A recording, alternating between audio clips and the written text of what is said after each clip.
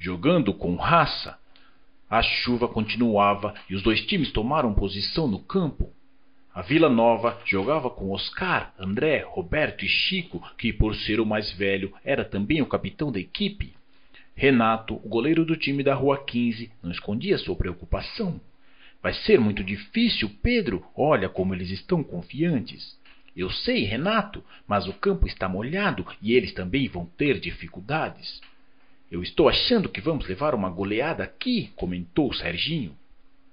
Pode ser, mas eu vou acertar o André, ele vai ver só, advertiu Tigre, olhando com raiva para o ex-companheiro. Calma, Tigre, isso é bobagem. Vamos jogar bola e esquecer que o André está em campo, propôs Pedro. É verdade que a chuva atrapalhou bastante o jogo, pois a bola insistia em parar nas poças d'água do campo e era impossível tentar um lançamento para algum companheiro sem que ela, bastante pesada, desviasse sua trajetória. Mas é verdade também que os garotos da Vila Nova nunca viram a equipe da Rua 15 jogar com tanta garra e disposição. No final do primeiro tempo, aconteceu o gol que daria a vitória ao time da Rua 15. Tigre havia sofrido uma falta de André nas proximidades do gol adversário. Difícil para o goleiro Oscar foi convencer seus companheiros a formarem uma barreira de proteção ao gol.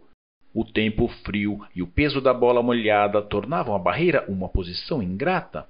Quem joga futebol sabe o quanto dói uma bolada nessas condições. Acho melhor tentar uma bola de curva. O que você acha, Tigre?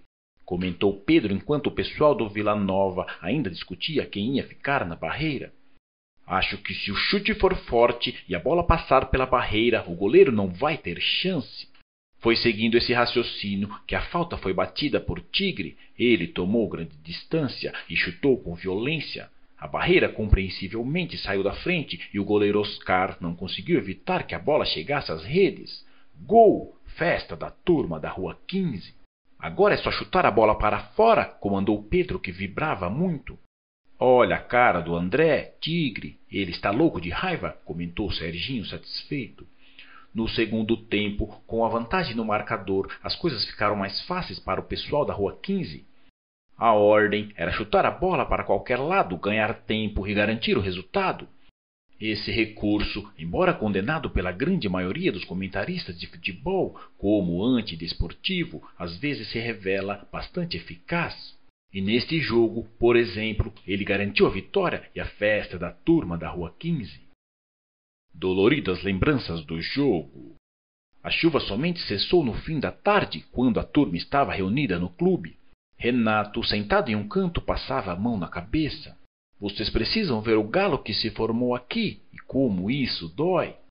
Estão vendo esta marca roxa aqui? Era Pedro exibindo o tornozelo direito. Foi um chute que o Chico acertou em mim. Minha mãe não acreditou quando eu contei que esse arranhão foi feito num jogo de futebol, comentou Serginho, enquanto mostrava as marcas avermelhadas no braço. O Tigre precisava ter dado aquela cotovelada no André? Foi isso que começou tudo, lembrou Renato. Eu avisei que ia pegar aquele traidor, explicou o Tigre, rindo. E no fim do jogo, quando sentiu que ia perder, o André cuspiu em mim. Aí foi demais. Eu meti o cotovelo nele. O olho dele deve ter ficado roxo com a pancada, falou Pedro, que continuava analisando o tornozelo. A coisa ficou feia naquela hora. Eu vi que todo mundo correu para cima de mim, lembrou o Tigre com expressão assustada. Eu senti que o tempo ia fechar. O Chico já veio para o meu lado e eu percebi que não ia dar para evitar a briga, descreveu Pedro gesticulando. Aí, antes que ele fizesse qualquer coisa, eu já acertei um soco na cara dele.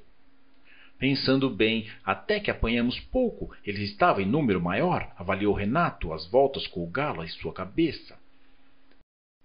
Na confusão eles acabaram acertando até em companheiros, concordou Pedro. Ainda bem que corremos. Teve uma hora que eu não aguentava mais brigar com Oscar e com o Chico ao mesmo tempo. Só o Vinícius não entrou na briga, falou Renato. Eu acho que foi covardia o que fez com ele, Tigre. Eu não acho. A turma inteira batendo na gente para valer e ele lá conversando com a Bia como se nada estivesse acontecendo. É mesmo, concordou Serginho. Eu acho que o Tigre fez muito bem. Aí, Tigre rindo, lembrou em detalhes o que havia acontecido. A turma da Rua 15 havia sentido que estava em desvantagem na briga em que se transformou o jogo de futebol. Quando eles resolveram correr, Tigre desviou sua trajetória e dirigiu-se para onde o Vinícius conversava com Bia. Alheios aos socos e pontapés trocados pelos dois times, o casal demorou a perceber o que Tigre pretendia. Só compreenderam as suas intenções quando ela acertou um soco no rosto de Vinícius, que, surpreso, não conseguiu reagir. Eu só lembro da Bia gritando: "Você é um covarde!" e a cara espantada do Vinícius caído, recordou Renato entre risadas.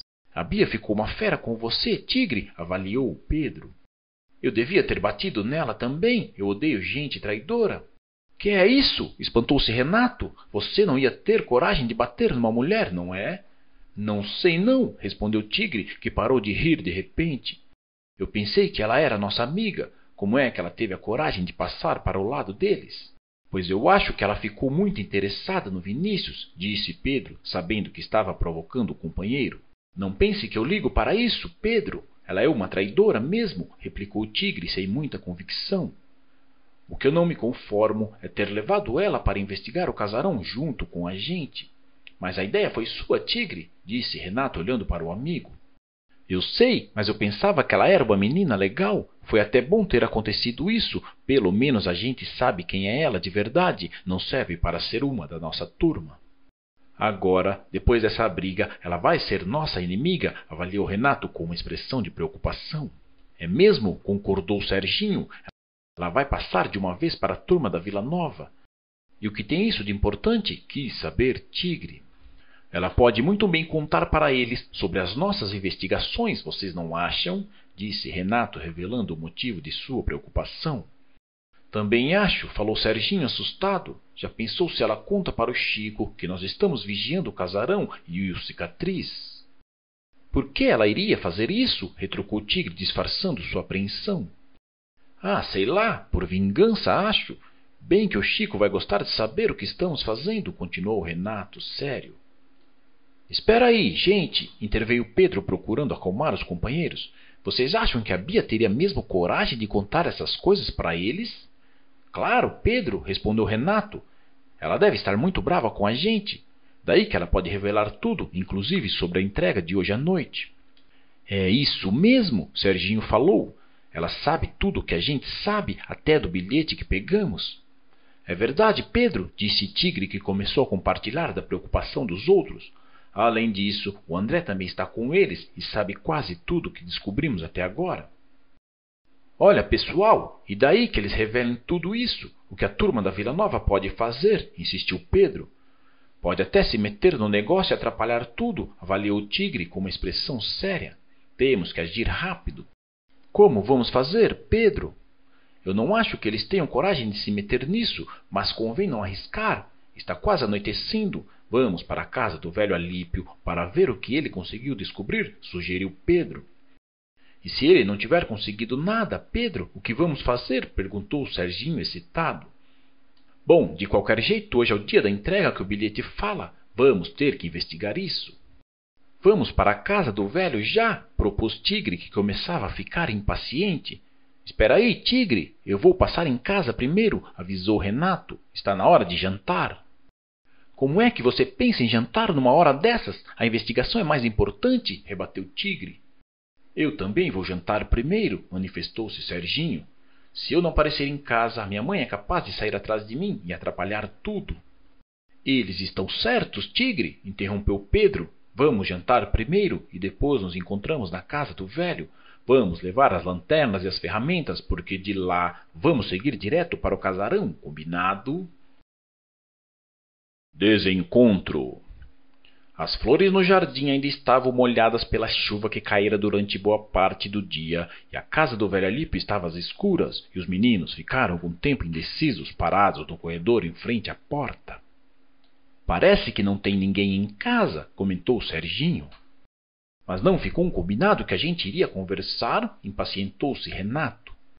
"Esperem um pouco, acho melhor dar uma boa olhada. Pode ser que ele esteja dormindo, igual aconteceu ontem", opinou Pedro enquanto batia a porta. "Já vai!", a voz, agora conhecida, do papagaio soou estridente. Pedro riu e girou a maçaneta entrando na sala. Com a luz da lanterna, ele focalizou primeiro o papagaio no puleiro. A reação foi o susto da ave em sua frase: "Tem gente!" Em seguida, Pedro iluminou o interruptor de luz e Serginho se encarregou de acioná-lo. A sala continuava cheia de livros e empoeirada. Napoleão permaneceu olhando curioso para o papagaio. Tigre e Renato procuraram nos cômodos da casa e voltaram à sala. "Nem sinal do velho", explicou Tigre. "Acho que ele esqueceu do nosso encontro." "Gagá do jeito que ele é", ia falando Renato, quando Serginho interrompeu. "Olha aqui, pessoal, tem um bilhete para nós em cima da mesa." Os meninos se aproximaram apressados. Um peso segurava a folha do papel com uma mensagem escrita em caligrafia miúda. "Meninos, fui chamado às pressas pelo meu amigo da polícia a quem entreguei o bilhete e falei do cicatriz. Ele deve ter novidades sobre o caso. Volto para casa à noite. Vocês devem esperar por mim e ficar longe do casarão. Repito, não se aproximem de lá, que pode ser perigoso. Alípio." "E agora, o que vamos fazer?" antecipou-se Renato, olhando para os companheiros.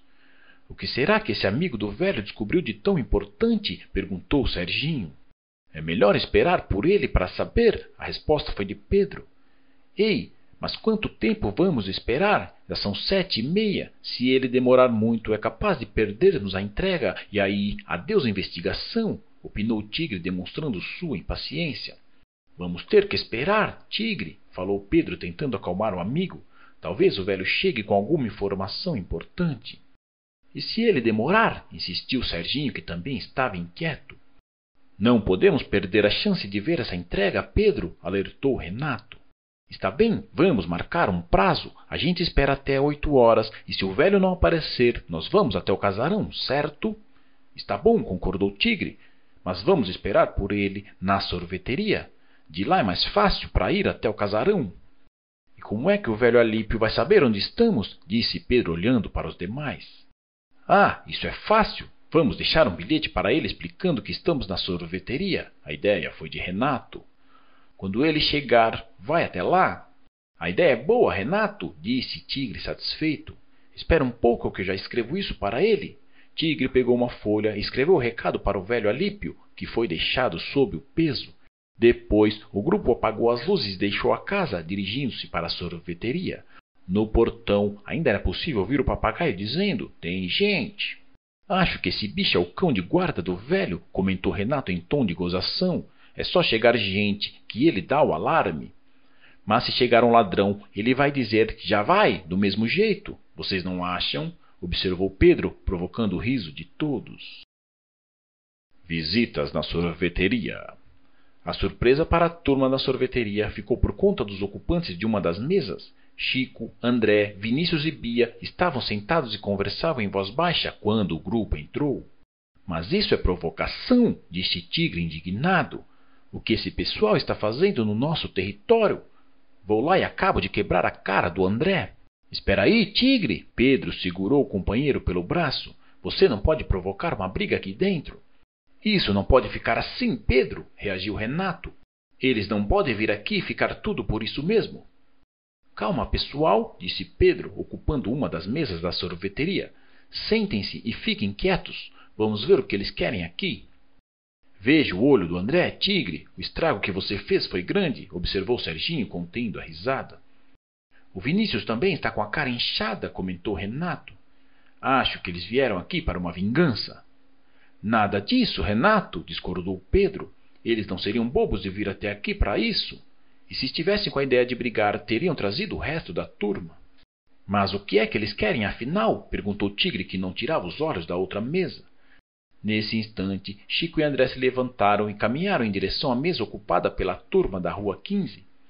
Todos ficaram atentos, preparados para uma reação a qualquer gesto dos dois. A atenção foi quebrada pela voz de Chico.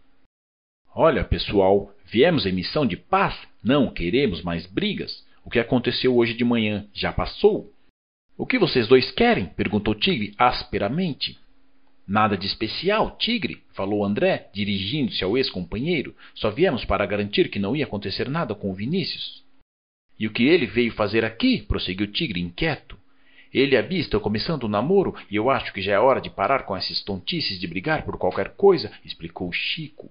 Tigre olhou selvagemente para o casal na outra mesa. Seu desejo imediato era ir até lá e bater nos dois, mas a voz de Pedro cortou esses pensamentos. Está certo, Chico, eu também acho que é hora de acabar com essas bobagens. O que mais vocês querem? Nada, Pedro, apressou-se Chico em responder. Se você me der a garantia de que o Vinícius não será incomodado, eu e o André podemos até ir embora. É verdade, Pedro, nós confiamos na sua palavra. Só viemos aqui para dar proteção a ele, completou André, que tinha um dos olhos arroxeado. Se é assim, podem ir sossegados. Eu garanto que ninguém vai brigar com ele, falou Pedro com expressão séria. Mas, Pedro, Tigre esboçou a frase. É isso mesmo, Tigre, continuou Pedro sério. Ninguém aqui vai chegar perto do Vinícius. Eu estou dando a minha palavra ao Chico. Obrigado, Pedro. Eu sabia que você ia entender a situação, falou Chico enquanto estendia a mão. Pedro apertou e repetiu que eles podiam ir tranquilos, pois Vinícius não seria molestado. Depois disso, Chico e André saíram da sorveteria e houve um momento de silêncio na mesa. Tigre foi o primeiro a falar.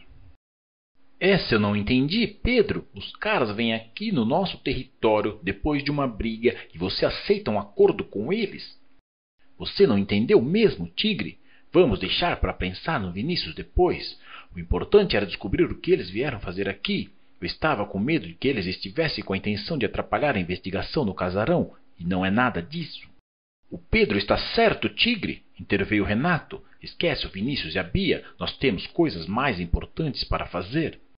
Tigre ainda não estava conformado e toda hora olhava para a mesa onde o casal conversava em voz baixa.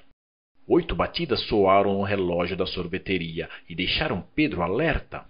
Bom, pessoal, acho que está na hora de agir. Pelo jeito, o velho Alípio não vai aparecer e nós não podemos correr o risco de perder a entrega no casarão. Vamos até lá, então, animou-se Serginho com os olhos brilhando. Vamos já já, Serginho, avisou Pedro. Primeiro vamos acertar o plano de ação. Qual é a ideia desta vez? Perguntou Renato, segurando a corda que trazia oculta sobre a jaqueta.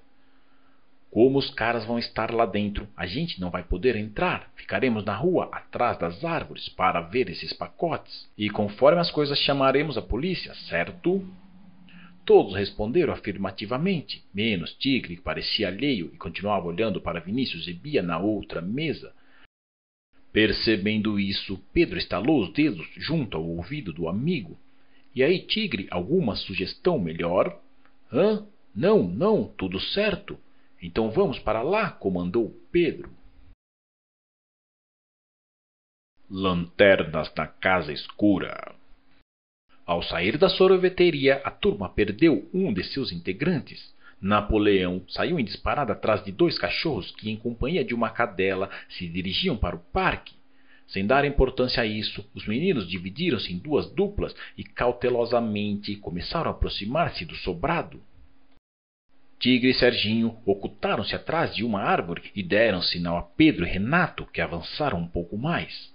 As luzes da casa estavam apagadas e a rua deserta. O grupo se reuniu perto do portão de ferro, permanecendo escondido ao lado de outra árvore da rua. E agora, o que a gente vai fazer? Sussurrou Serginho, que segurava uma lanterna. Por essa eu não esperava, falou Pedro, que carregava o pé de cabra. Parece que chegamos tarde e os caras já saíram para a entrega.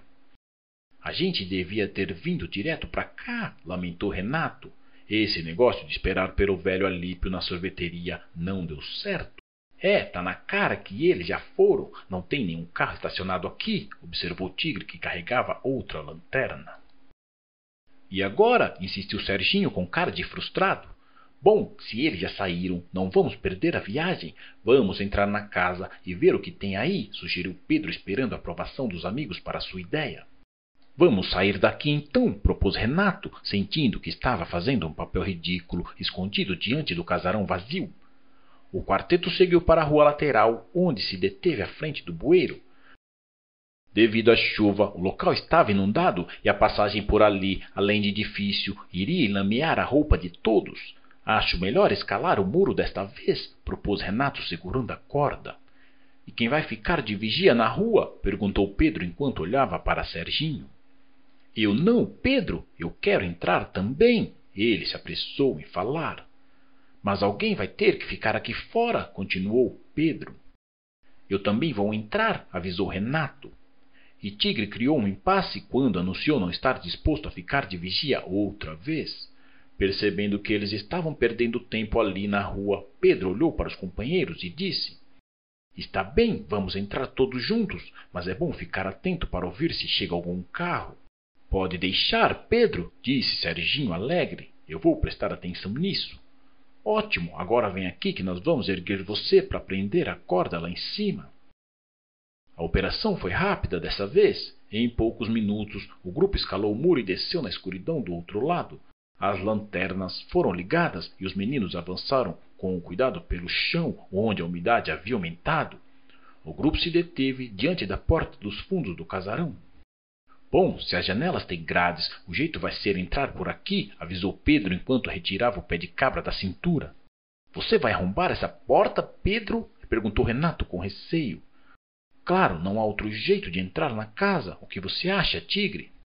Dá aqui esse pé de cabra que eu abro logo essa porta antes que chegue alguém. Serginho observava os amigos, mas mantinha sua atenção na rua, atento sobretudo ao ruído de algum carro que se aproximasse da casa. Antes que Tigre fizesse uso da ferramenta, Renato aproximou-se da porta e experimentou a maçaneta.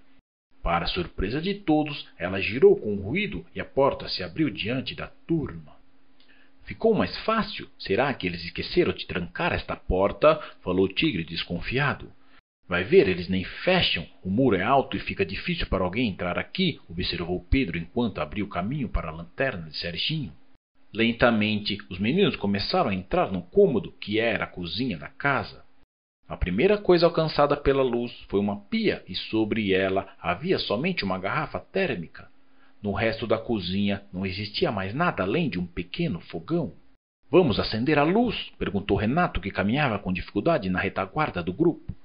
Nada disso, sussurrou Pedro. Alguém pode passar na rua e desconfiar. Vamos usar só as lanternas.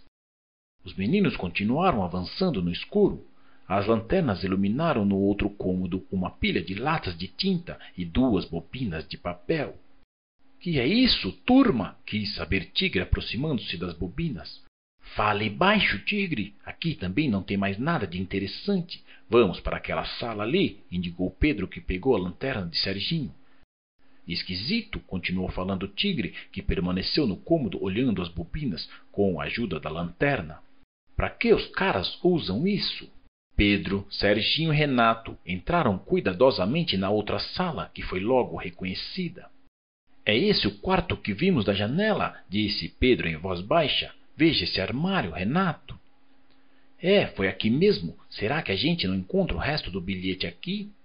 A lanterna de Pedro dirigiu seu facho para a mesa que estava colocada próxima à janela.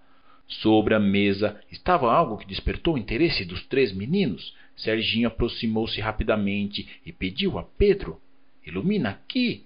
Quando a luz incidiu sobre a mesa, os meninos não conseguiram conter uma exclamação de surpresa. A descoberta da turma. Os maços de dólares de diversos valores estavam enfileirados sobre a mesa, prontos para serem empacotados. Serginho foi o primeiro a pegar uma das notas e examinou-a perto da luz da lanterna. Veja, Pedro, igualzinho à nota que eu achei nas coisas do Marcão. Então é isso? Os caras fabricam dólares aqui dentro? Falou Renato, que também manuseava um punhado de cédulas. Isso é falsificação, Renato. O Cicatriz e os outros caras formam uma quadrilha que mexe com dólares falsos, disse Pedro assustado. Isso explica as latas de tinta que vimos. Deve ter uma fortuna aqui dentro, Pedro, comentou Renato, que continuava mexendo com os dólares.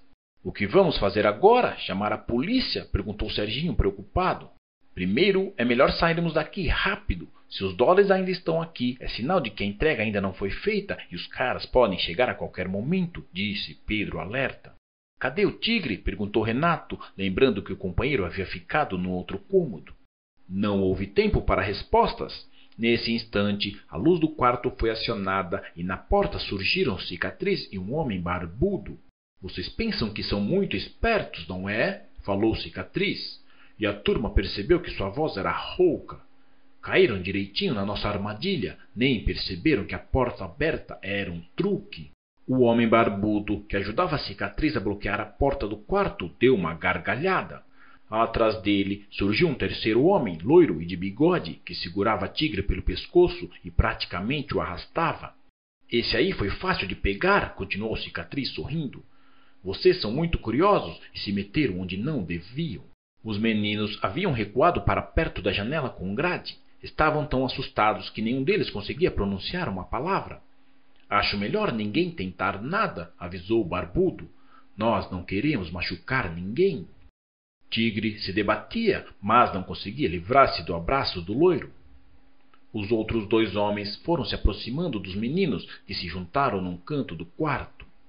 Vocês não passam de um bando de moleques abelhudos? A voz do Cicatriz soava fria e seu olhar ameaçador estava fixado nos meninos. Acharam que podia atrapalhar o nosso trabalho, não é?